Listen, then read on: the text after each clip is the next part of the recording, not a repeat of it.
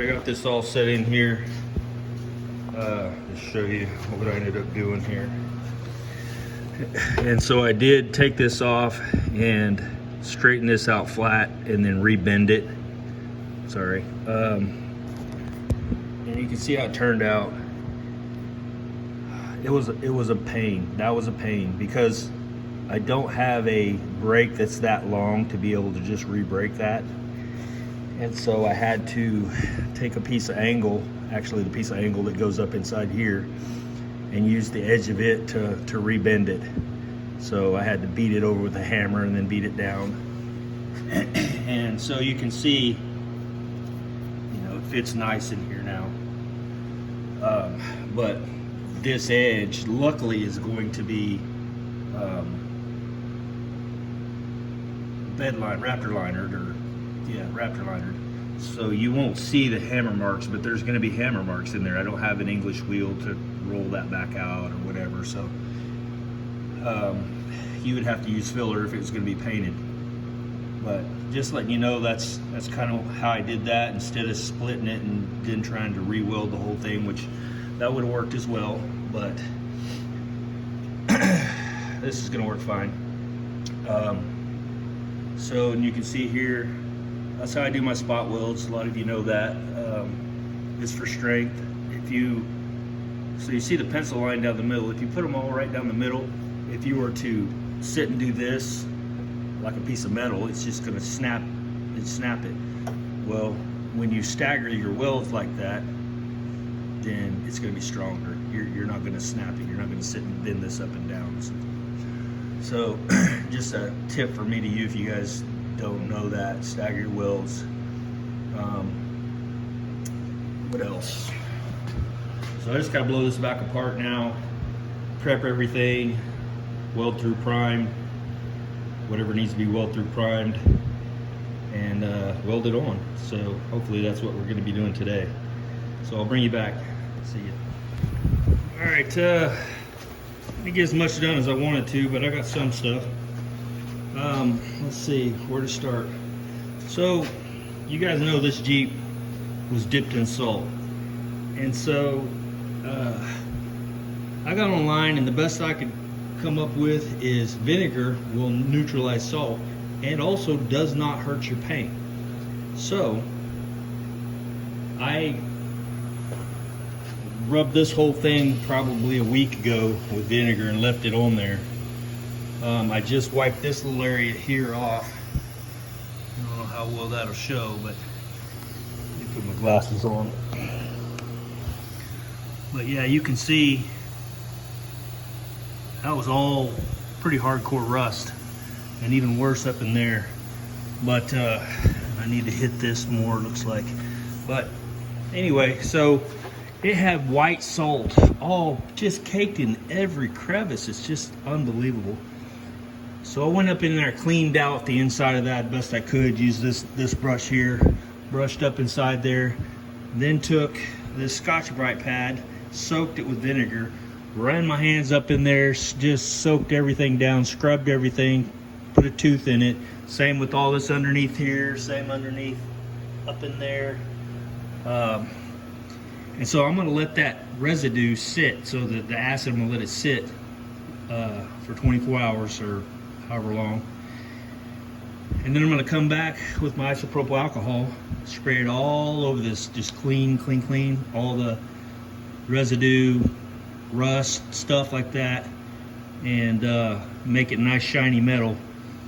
And then we'll go ahead and put etch primer, but I don't want to, the thing I don't want to do, it's like, so there's still good, I don't know how well you're able to tell, there's still good coating up in here. So what I did was just rubbed over top of that with the vinegar to where it neutralizes that acid, neutralizes the salt.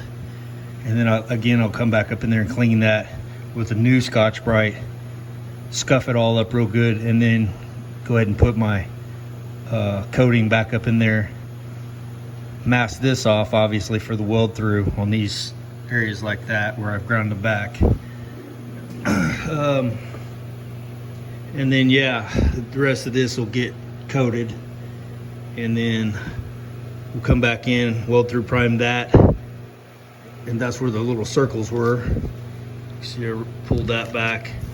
So those will be covered, then weld through primered, and then I can weld all that on. And so that should protect this as best as possible, best as I can come up with. Best way to clean all that salt. Man, it's just ridiculous how much salt was in there. And the best I can tell, another thing is so, and this is just, I'm spitballing here, but hang with me.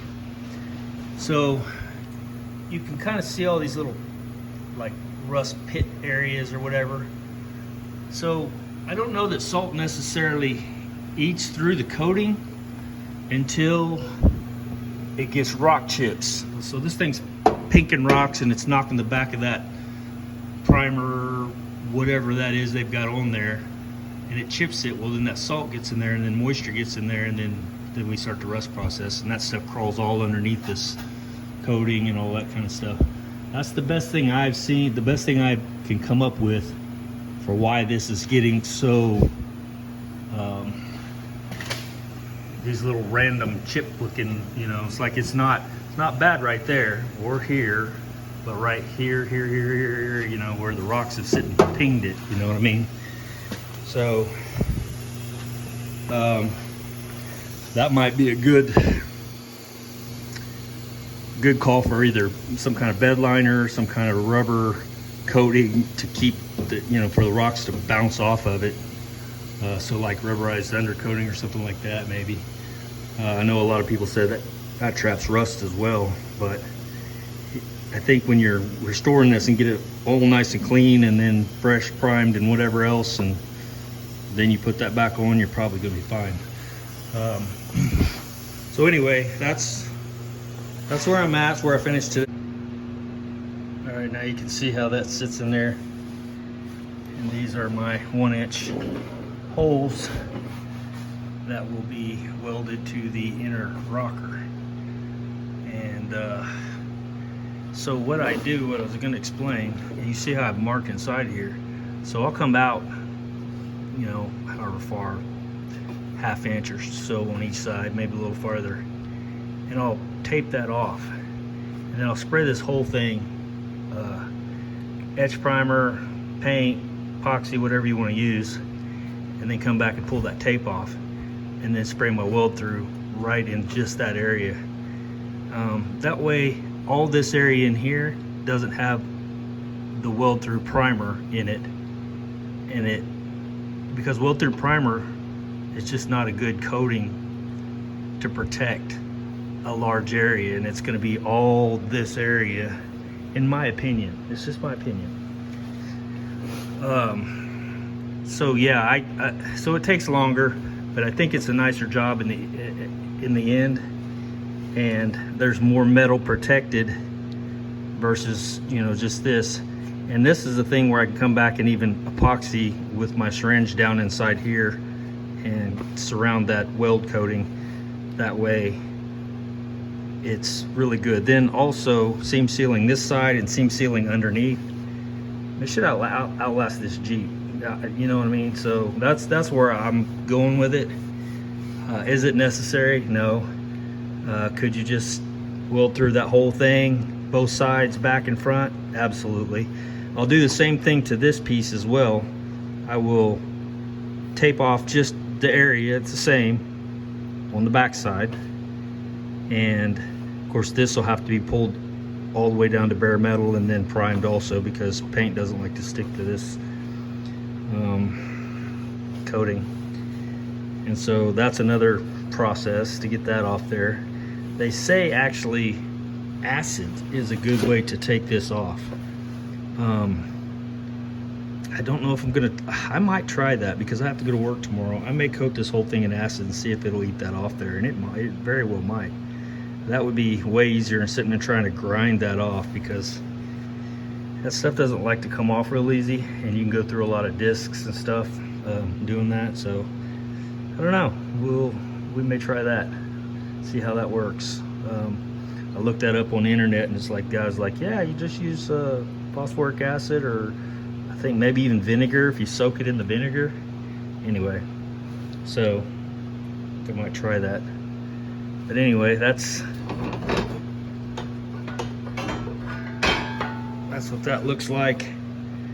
Like I said, just come back and make a little circle, bare metal, and that's it. All right, you can see what I've got. I left this piece off. I've got it prepped, and you can see I've got red weld through primer, which is actually this stuff here. And the reason I did that, I usually use copper, but this is zinc. This coating is zinc, so I want to put zinc, and that's actually zinc. Didn't know if copper and zinc play together well. Looked it up, it looks like they do, but why not put zinc on it? So because it's zinc, of course. So that'll kind of give you an idea what we got going. This is my angle in there. I've got that marked off, and then I've milled the holes in this, and then you can see how that'll fit up in there basically. And we will put our panel bond adhesive up in this channel all the way down the side here, hopefully where it squeezes out and makes a good seal. And then of course this channel back here will be welded in, and then underneath here will be welded also. And then I also have braces that come out and help hold this up, so it's going to be super strong. So thought I'd show you that real quick, kind of give you an idea how that sits. And you can see how I cut that away to where it fits that slider like that. So, and it needs to come up just a tad, like it'll actually sit a little more square. But it is what it is with all these 2x4s and everything trying to hold it up right now. So that's it. I'm gonna pull that back out and mark that for welds, prep it. It's a lot of prepping now, and that's the problem with it. The way I do things is because I like to have, I'll bring you back and show you. All right, got the inner rocker in, all sealed up, taken care of. Bared the metal where these are going to be welded in, and obviously did the back sides there. So that's where the slider will sit. And then you got that piece there, it's ready to go in up under there. And then I got this piece made in here. So I got to make this piece here because that rusted completely out. I'm going to make this piece in here because that was rusted, or is rusted. Let's see if I can take this off.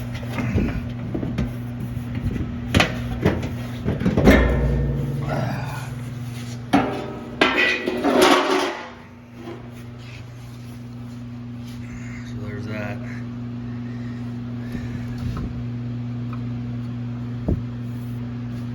So yeah, I gotta make this piece that comes down here close out, and then this piece back here you can see was rusted. I'm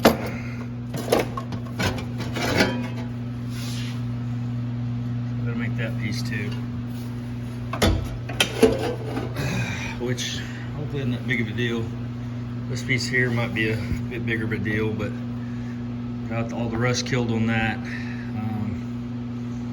So it's ready to be primed up. And then underneath here, that's all primed up, cleaned up. Went in and cleaned that whole thing out real good. Try to get all the salt and everything out of it, because you guys know this thing was dipped in salt. Sorry, dipped in salt. What else? Got the bolt out of the door, took that all out. Bought new bolts, not the kind that you can't get out, but these hopefully will work better. So put all new bolts in there. Yeah, you can see all that. That's just rusting this thing out. It's crazy. It's in every nook and cranny. Yeah, see, there's more rust. Probably goes around the other side.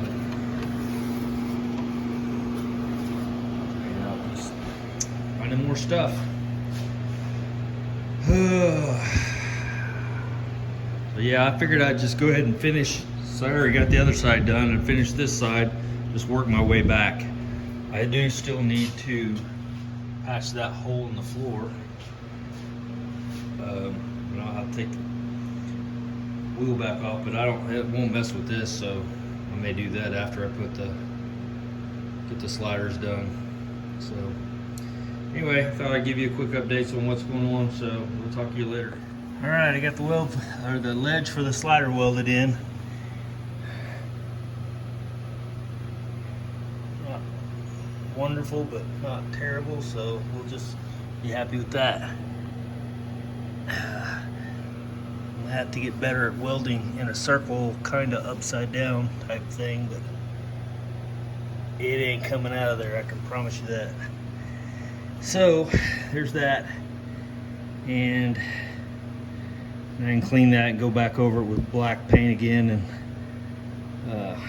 or actually etch primer and then black paint one more time, and then put this thing in,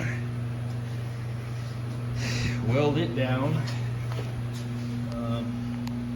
See, staggered all the welds again, make it strong, and then